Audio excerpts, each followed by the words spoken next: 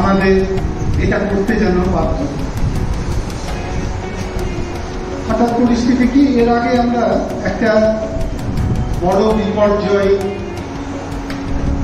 নিয়ে আমরা কি চুপ করে বসে থাকবো আর মাথায় হাত বোলাবো, মাথায় হাত দেবো যে লালগোলাতেই দুজন মারা গেল, হাইবে কেন মারা গেল, কি বৃত্তান্ত? এগুলো যদি তোমরা একটু একটু করে জানবে এবং তোমরা একটা খুব টিচার বাড়ি থেকে টিচ করবে। কাকে করবে টিচ? তোমার বাবাকে বলবে, তোমার মাকে বলবে। দেখবে বাবা মাকে তোমরা যখন কোনো কথা বলবে যে এটা স্যার বললো স্কুলে শুনে এলাম, এটা তারা কিন্তু একটু ফলো করবে, চুপচুপ করে বলছে, হাত করে তোমাদের কথা শুনবে। ঠিক যেমন তোমরা শিক্ষক শোনা গেল দু একটা মর্টালিটি মানে মৃত্যুর ঘটনাও ঘটেছে ডেঙ্গুরা।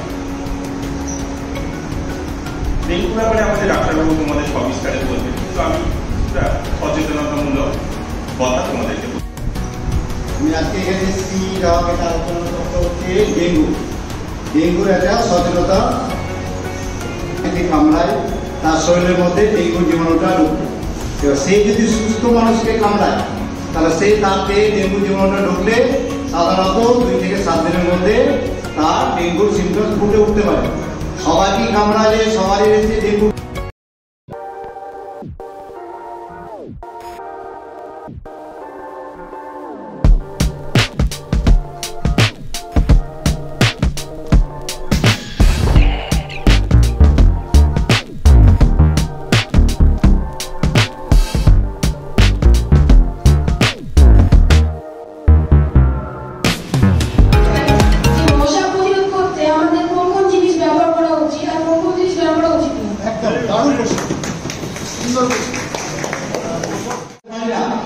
আরেকটা কি করে আমরা ব্লিচিং পাউডার দিই, তোমরা ঘরে ঘরে ব্লিচিং পাউডার দিতে হবে। আসলে ডেঙ্গু রোগ শুধু স্ত্রী মশাই কেন ছড়ায়? আচ্ছা, আমি যেটা দিয়ে কামড়ায় সেই স্ত্রী মশার শিশুটা খুব সরু আমাদের ত্বকের মধ্যে প্রবেশ করতে পারে, কিন্তু পুরুষ মশাটা পারে, ওটা একটু মোটা, বুঝতে পারলেন? থেকে মুঠো মুঠো মুখে অ্যান্টিবায়োটিক খায়।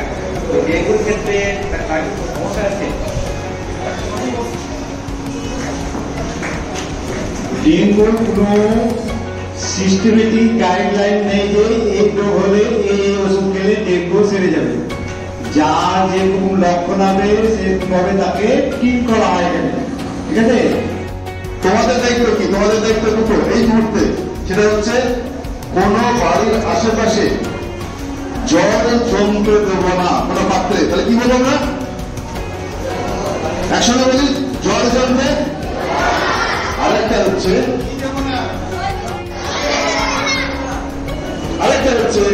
মশারি ছাড়া শোবো না।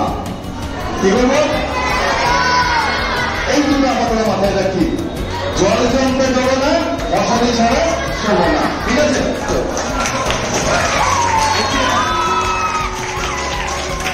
এটাই আমি চেয়েছিলাম যে স্বতঃস্ফূর্ত একটা হাততালি হোক, হাততালি আমাদের আনন্দের বহিঃপ্রকাশ। তো আমরা আনন্দিত একটা রঙকে পেয়ে, আনন্দিত তোমাদের পেয়ে। প্রত্যেকে ভালো থাকবে আর ভালো রাখবে।